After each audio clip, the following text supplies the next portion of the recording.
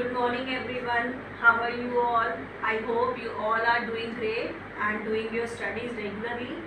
So today we will discuss the chapter of social science, chapter number 3, India Wins Freedom. And this is in your page number 243. 243 page number of your book, right? So in this chapter we will discuss about कि India ने कैसे fight करते हुए struggle करते हुए freedom gain की. इसमें हम बहुत सारे टॉपिक्स कवर करेंगे जैसे पार्टीशन ऑफ बंगाल, स्वदेशियन, boycott movements, revolutionaries, role of Gandhi ji, Jallianwala Bagh, non cooperation movement, Simon commission, civil disobedience movement, quit India movement, Indian national army and how India gets freedom. So all these topics we are going to discuss in this chapter. ठीक है.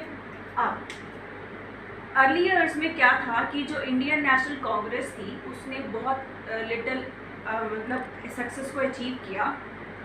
उन्होंने क्या बोला कि जो 1857 के बाद revolt हुआ था 1857 का, उसके बाद उन्हें लगा कि जो हमारी ब्रिटिश गवर्नमेंट है, जो ब्रिटिश रूल कर रही है इंडिया के अंदर, उनका काफ़ी अनफेयर रहा ट्रीटमेंट इंडियंस के लिए. ठीक है. तो जिन लोगों ने उस समय क्या था कि उन्हें लगता था कि अगर ब्रिटिश रूल कर रही है तो इंडियंस की जो लिविंग कंडीशंस हैं दैट शुड बी राइट. ठीक है. वो इंडियन सफ़र ना करें. लेकिन जब रिवॉल्ट हुआ उसके बाद उन्होंने ये रियलाइज़ किया कि इंडियंस बहुत ज़्यादा सफ़र कर रहे हैं. तो उन्होंने क्या किया, उन्होंने इस चीज़ के लिए फ़ाइट किया. और उस समय कई ऐसी सोशल इवल्स थे जैसे चाइल्ड मैरिज हो गया और आपका सती प्रथा हो गया. तो ये भी बहुत ज़्यादा हो रही थी. इसीलिए दे asked for social reformers. Social reformers कौन होते थे उस टाइम? वो कौन थे?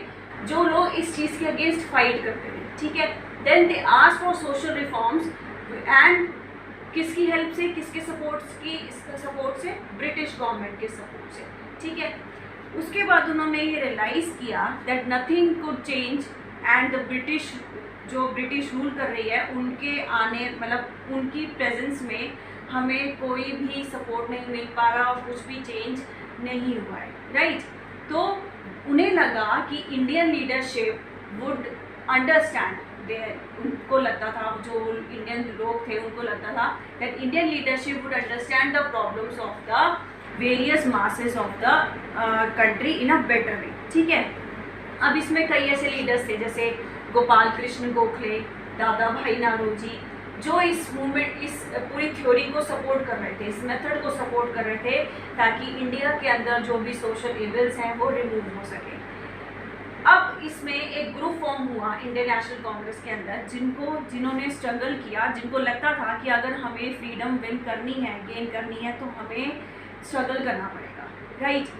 इस ग्रुप ने कई ऐसे मतलब बॉयकॉट किया कई चीज़ों का कि जो उस टाइम पे ज़्यादा ज़रूरी था.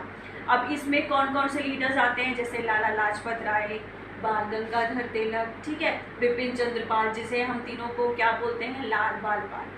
अब इसमें तिलक जी ने एक फेमस स्लोगन दिया था that Swaraj is my birth right and I shall have it. कि स्वराज मेरा जन्मसिद्ध अधिकार है and I shall have it.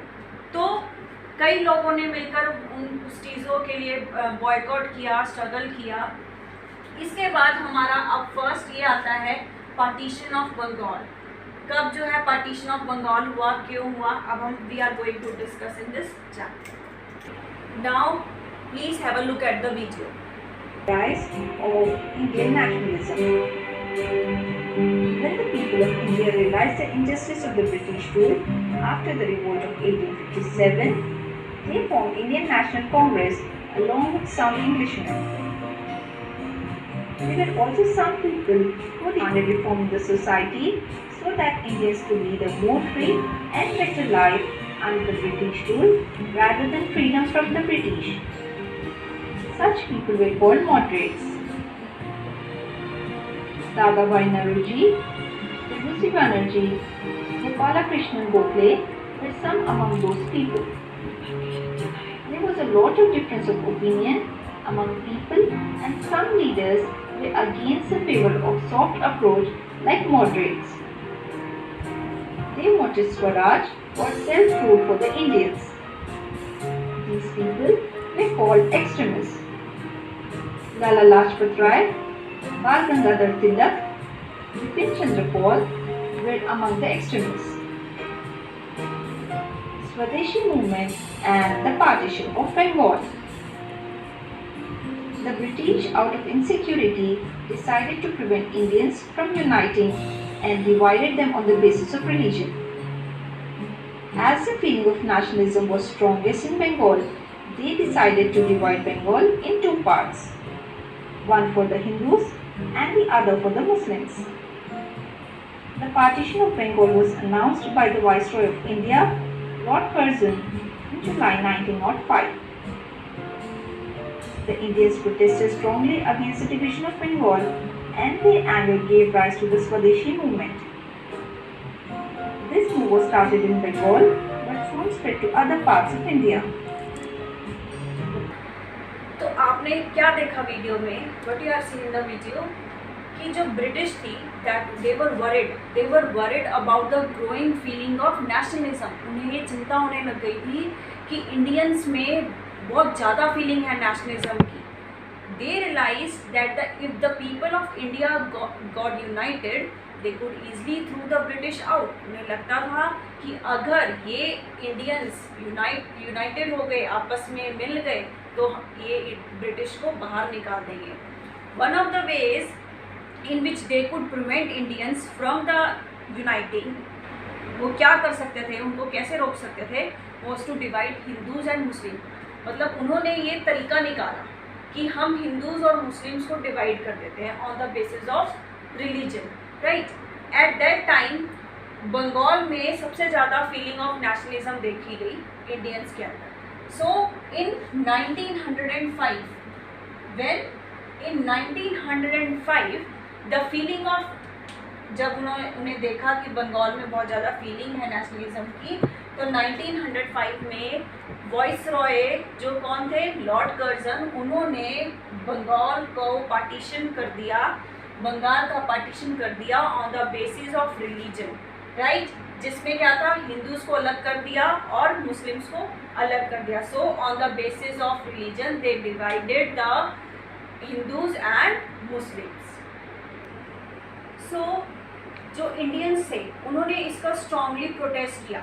The Indians strongly protested against the division of partition of, right. Indians ने स्ट्रांगली इस चीज़ का प्रोटेस्ट किया. उनका जो एंगर था, उनका जो गुस्सा था, the anger in the people gave rise to Swadeshi movement. जो पार्टीशन ऑफ बंगाल हुआ, इसकी वजह से लोगों के अंदर गुस्सा आया. This rise of anger gave rise to which movement, Swadeshi movement. अब स्वदेशी का मतलब क्या होता है, स्वदेशी मीन्स ओन कंट्री, मतलब जो भी उनकी कंट्री के अंदर गुड्स प्रोड्यूस होते हैं वो वही यूज़ करेंगे, ठीक है. स्वदेशी मूवमेंट किस वजह से राइज हुई, पार्टीशन ऑफ बंगाल की वजह से, ठीक है. इसका मतलब क्या था, वंस ओन कंट्री, और जो भी ब्रिटिश के गुड्स हैं वो क्या करेंगे, वो उसको बॉयकॉट करेंगे. तो स्वदेशी में उन्होंने ये डिक्लेयर किया कि people will not use the goods of British, they will only use the goods made by the Indians और मेड इन इंडिया, राइट. अब स्वदेशी मूवमेंट की वजह से क्या हुआ, स्वदेशी और बॉयकॉट मूवमेंट की वजह से Indian goods become popular again. दोबारा से इंडियन गुड्स क्या हो गए, पॉपुलर हो गए. अब ये जो हमारी इंडिपेंडेंस के लिए लड़ाई थी, ठीक है, इसने क्या राइज किया, स्वदेशी एंड बॉयकॉट मूवमेंट राइज किया. जो कॉमन पीपल थे, जैसे मेन हो गए, वुमेन हो गए, यंग स्टूडेंट्स हो गए, इवन पीजेंट्स, ये सब इसमें इन्वॉल्व हुए. लोगों ने फॉरेन क्लोथ्स हो गए, फॉरेन गुड्स, इन सब का बॉयकॉट करना शुरू किया, ठीक है, and made benefits of them. The British government try to suppress the movement. उन्होंने ट्राई किया कि वो इस मूवमेंट को सप्रेस कर पाएँ. दे जेल द प्रोटेस्टर्स, जो लोग प्रोटेस्ट कर रहे थे उन्होंने उनको जेल में बंद कर दिया, और जो भी लीडर्स इन्वॉल्व थे उनको बंद कर दिया और उनको मारा, ठीक है. दिस एंगर्ड द पीपल, जिसकी वजह से लोग और भी ज़्यादा गुस्से हो गए, उनमें और गुस्सा आया, ठीक है. तो वो इस इनजस्टिस को ट्रीट नहीं कर पा रहे थे, इसलिए लोगों ने क्या डिसाइड किया, that they will use the own good of country and boycott the goods of British, right. Now we will discuss what the term revolutionaries are, right? Now revolutionaries कौन थे? जो लोग स्ट्रगल कर रहे थे, हर चीज़ के लिए स्ट्रगल कर रहे थे, इंडिपेंडेंस के लिए, फ्रीडम के लिए, उन लोगों को क्या बोलते हैं हम? रेवोल्यूशनरीज, ठीक है। कई ऐसे यंग पीपल थे जिनको लगता था कि पीसफुल जो है, मतलब शांति से कोई भी काम नहीं होगा, force should be met with force. तो उन्हें ये लगा कि हमें इसके लिए लड़ना पड़ेगा, ठीक है। 1904 में वीर सावरकर ने एक सीक्रेट रेवोल्यूशनरी सोसाइटी स्टार्ट की, ठीक है। द पॉपुलर अर्ली रेवोल्यूशनरीज जैसे अरबिंदो घोष, वीर सावरकर, अजीत सिंह, भगत सिंह, चंद्रशेखर आजाद, सुखदेव, ऐसे कई लीडर्स, कई ऐसे रेवोल्यूशनरीज जिन्होंने अपना जीवन तक त्याग दिया। Even they sacrifice their lives for their Motherland, right. कौन कौन? जैसे अरबिंदो घोष, भगत सिंह, सुखदेव, चंद्रशेखर आजाद, ऐसे रेवोल्यूशनरीज थे जिन्होंने इस लड़ाई को लड़ते हुए sacrifice their lives for the Motherland. And the movement even did not popular in India, मतलब इंडियंस में ये जो मूवमेंट है वो इतनी पॉपुलर हुई that they were in the, वो इसको सप्रेस नहीं कर पा रहे। Of Bengal, several young Indians started using more violent means to fight the British. They were willing to sacrifice their lives for the country. Such people are called revolutionaries. The movement spread to many states of India. Important revolutionaries were Aurobindo Ghosh, Khudiram Bose, Bhagat Singh, Rajguru, and Udham Singh. The movement, however, was not very successful since the revolutionaries resorted to violent means of protest. They were not joined by the general masses. Now what we have seen in the video कि जिन लोगों ने अपनी life को sacrifice कर दिया, they are called revolutionaries. अब ये जो मूवमेंट स्टार्ट हुई थी, it did not become popular. क्यों? क्योंकि उस समय जो वायलेंस हो रहा था, लोग इस चीज़ को मतलब नहीं टॉलरेट कर पा रहे थे। उनको लगता था कि जो शांति से काम होना चाहिए, उन्होंने शांति को ज़्यादा फेवर किया, पीस को ज़्यादा फेवर किया, एंड जिसकी वजह से ये मूवमेंट जो ज़्यादा पॉपुलर नहीं हो पाई। Right, now we will discuss the another one, role of Gandhi ji. Now Gandhi ji, Mohandas Karamchand Gandhi, जिनको हम प्यार से क्या भी बोलते हैं, बापू। वो इंडिया में साउथ अफ्रीका से कब आए? 1915 में। गांधी जी ने रेसिज्म के अगेंस्ट साउथ अफ्रीका में लड़ाई करी। After that, after coming to India, he was touched by the poor condition of the common people. जब वो इंडिया आए तो उन्होंने लोगों की कंडीशंस को देखा, and he was very much touched by the poor condition of the common people. तो गांधी जी ने ये डिसाइड किया, he decided to fight and oust the Britishers, कि हम लड़े और ब्रिटिशर्स को यहाँ से बाहर निकालें। लेकिन उनका मेथड क्या था? उनका मेथड बहुत ज़्यादा डिफरेंट था। ही चूजेज सत्याग्रह एंड अहिंसा। उन्होंने सत्याग्रह और अहिंसा को इसके लिए चूज किया, which means using truth and non violence, ठीक है।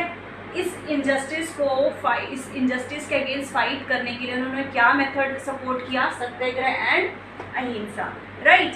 ही अपील टू द पीपल, उन्होंने लोगों को ये अपील किया to resist injustice openly, peacefully and fearlessly, कि जो भी इनजस्टिस हो रही है वो उसके लिए खुले, मतलब एकदम से बोले, वो इस चीज़ को रेजिस्ट ना करें। कोई भी इनजस्टिस हो रही है उसको एक टॉलरेट नहीं करें। He openly appeal the people to resist injustice openly, peacefully and fearlessly, right.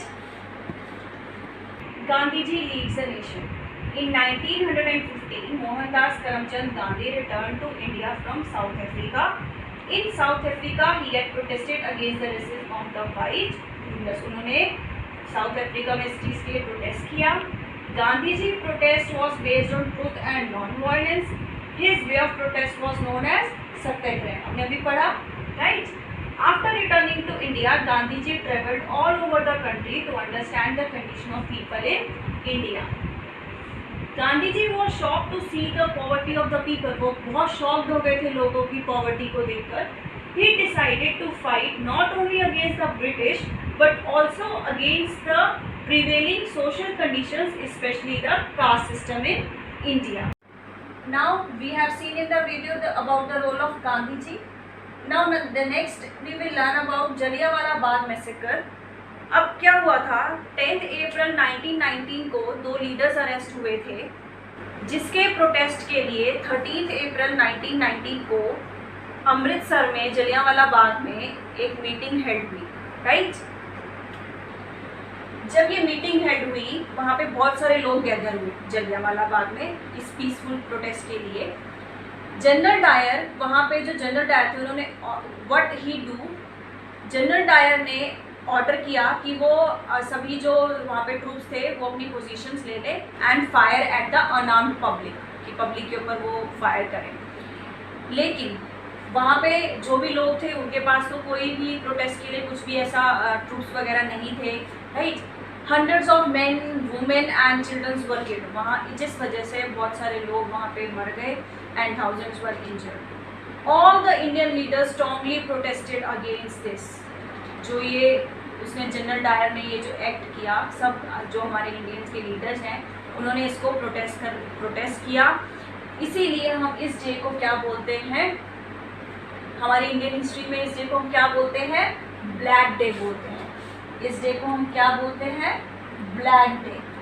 Right, क्योंकि वहाँ पे जो लोग गैदर हुए थे प्रोटेस्ट के लिए, वहाँ पे जनरल डायर ने ऑर्डर दे दिया टू फायर, जिसकी वजह से कई लोग मारे गए, इंजर्ड हुए. जो भी हमारे फिर लीडर्स थे उन्होंने इसका स्ट्रांगली प्रोटेस्ट किया. इसीलिए अब हम इस डे को क्या बोलते हैं, black day in the Indian history. Now we will study the another movement that is a non cooperation movement. अब ये जो नॉन कोऑपरेशन मूवमेंट है, it was started by Gandhi ji in 1920. 1920 में गांधी जी ने ये मूवमेंट स्टार्ट किया. उन्होंने क्या बोला लोगों को, उन्होंने बोला कि आप लॉज को डिसऑबे कीजिए लेकिन पीसफुल मैनर में. He asked people to disobey law, boycott foreign clothes and goods, government schools and colleges. Right, अब they were asked to spin and weave khadi. उन्होंने क्या बोला गया, to spin and weave khadi and become self sufficient, और वो खुद self sufficient बन सके. और they appeal to the people to become self sufficient. Although Gandhi ji had appealed to all to be a peaceful. ठीक है, उन्होंने पीसफुल रहने के लिए ज़रूर कहा, लेकिन some people set fire at the police station at Chaura Chauri इन उत्तर प्रदेश. उत्तर प्रदेश में उन्होंने पुलिस स्टेशन में आग लगा दी, जिसमें around 22 policemen died. Around 22 policemen मर गए. गांधी जी सडनली उन्होंने क्या किया, called off the movement immediately as he was against any kind of violence, क्योंकि वो किसी भी तरह की वायलेंस के अगेंस्ट थे. अब कौन कौन से ऐसे लीडर्स थे जिन्होंने गांधी जी को सपोर्ट किया, the leaders who supported Gandhi ji. कौन से लीडर्स थे, जैसे डॉक्टर राजेंद्र प्रसाद, मोतीलाल नेहरू, सरदार वल्लभ भाई पटेल, सरोजनी नायडू, सी राजागोपालाचारी, मौलाना आज़ाद. ऐसे कई लीडर्स थे, जवाहरलाल नेहरू इवन. ये सारे लीडर्स थे जिन्होंने गांधी जी को इसमें सपोर्ट किया. Right, now we will study another commission is Simon commission. अब ब्रिटिश गवर्नमेंट को ये फील हुआ कि जो भी लॉ एंड ऑर्डर हैं वो आउट ऑफ कंट्रोल हो रहे हैं. इसीलिए इस चीज़ को देखते हुए the British appointed a commission. We will learn about the Simon commission. अब ब्रिटिश गवर्नमेंट को ये फील होने लगा कि जो भी लॉ एंड ऑर्डर्स उन्होंने फ्रेम किए हैं they were getting out of control. इसीलिए ब्रिटिश गवर्नमेंट उसमें कुछ चेंजेस लाना चाहती थी. So the British government appointed a commission to review the law and order of the country, which was getting out of control, and to suggest new political reforms. इसके लिए इन्होंने एक नया साइमन कमीशन अपॉइंट किया 1928 में. Now the Indian National Congress decided to boycott the Simon Commission. Why? Because इसमें जो भी members थे वो सारे ब्रिटिशर्स थे. No Indians were in the Simon Commission. इसीलिए उन्होंने ब्लैक फ्लैग्स के साथ इसको ग्रीट किया और उन्हें एक स्लोगन दिया, साइमन गो बैक, बिकॉज इसमें कोई भी जो मेंबर्स थे वो इंडियंस नहीं थे, ऑल मेंबर्स वर ब्रिटिशर्स। इसलिए लोगों ने इसको कैसे ग्रीट किया, with the black flag and gave a slogan, Simon go back, right. Now the another movement is civil disobedience movement. This movement was started under the leadership of Gandhi ji in 1930, right? अब इसमें क्या था, जो Indian national Congress थी उन्होंने demand की पूर्ण स्वराज, मतलब complete independence from the British government. कब किया उन्होंने, इन दिसंबर 1929। जो हमारे लीडर्स थे, they even choose the tricolour flag in saffron, white and green as the flag of independent India, right. अब ये स्टार्ट कब हुई, 1930 में विद Gandhi ji and his followers. It began with the Dandi March. The British did not allow the Indians to produce the salt. जो Indians थे, they were not allowed to produce the salt. इसके खिलाफ, इसको प्रोटेस्ट करने के लिए गांधी जी ने अपने फॉलोअर्स के साथ, along with his followers, he walked from the Sabarmati Ashram in Ahmedabad to Dandi in Surat, right, to break the salt law. तो इसको प्रोटेस्ट किया गांधी जी ने और ये वाली मूवमेंट स्टार्ट हुई, क्योंकि इंडियंस को क्या अलाउ नहीं था, सॉल्ट प्रोड्यूस करना अलाउड नहीं था। इसीलिए उन्होंने along with his followers he walked from Sabarmati Ashram in Ahmedabad to Dandi in Surat. This is all about the civil disobedience movement. Now our next movement is Quit India movement. Now next we will learn about Quit India movement. 9 अगस्त 1942 को गांधी जी ने quit India movement start की। इसमें क्या था, गांधी जी ने appeal किया people से to make it a mass movement, मतलब गांधी जी ने लोगों को बोला डू और डाई, या तो करो या मरो, and ask the British government to quit India. उन्होंने ब्रिटिश गवर्नमेंट को इंडिया को क्विट करने के लिए कहा। These were Indians and protest everywhere. ये सारे जो इंडियंस थे, जो गांधी जी के अंडर फॉलोअर्स थे, उन्होंने इस चीज़ के लिए प्रोटेस्ट किया हर जगह पे। And government was angry, government काफ़ी एंग्री हुई इस वजह से, British government. The police even, उन्होंने क्या ऑर्डर दे दिया कि लोगों को शूट किया जाए, उन्हें टॉर्चर किया जाए, एंड इवन उनको जो भी लीडर्स प्रोटेस्ट कर रहे थे उनको जेल भेज दिया जाए टू सप्रेस द मूवमेंट। सो इस मूवमेंट में हमने क्या पढ़ा कि गांधी जी ने लोगों को ये बोला कि आप या तो करो या मरो का नारा दिया, do or die, and ask the British government to quit India. तो इससे ब्रिटिश गवर्नमेंट काफ़ी एंग्री हुई, उन्होंने ये ऑर्डर दिया कि लोगों पर शूट किया जाए, उन्हें जेल भेज दिया गया, और जेल देयर लीडर्स, जो भी लीडर्स इस चीज़ के लिए प्रोटेस्ट कर रहे थे उन्हें जेल भेजा to suppress the movement, right. Now we will learn the another topic, that is the Indian national army.